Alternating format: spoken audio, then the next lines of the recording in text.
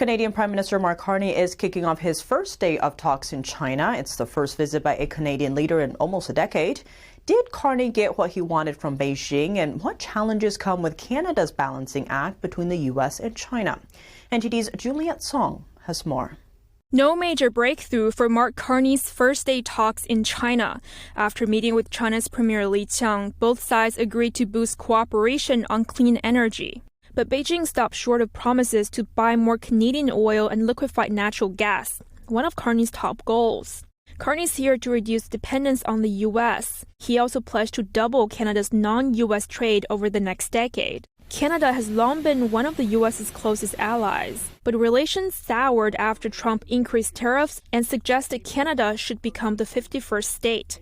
But finding a new market is no easy task. Canada's relations with China have been strained for years, ever since Canada arrested Huawei's CFO at the request of the U.S. Beijing retaliated by arresting 2 Canadians. On top of that, China slapped hefty tariffs on Canada's canola, seafood, and pork exports. The move came after Canada imposed 100% tariffs on Chinese EVs.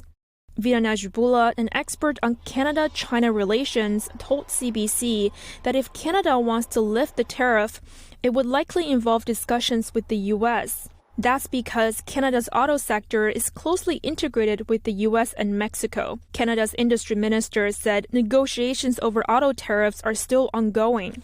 Other factors may come into play.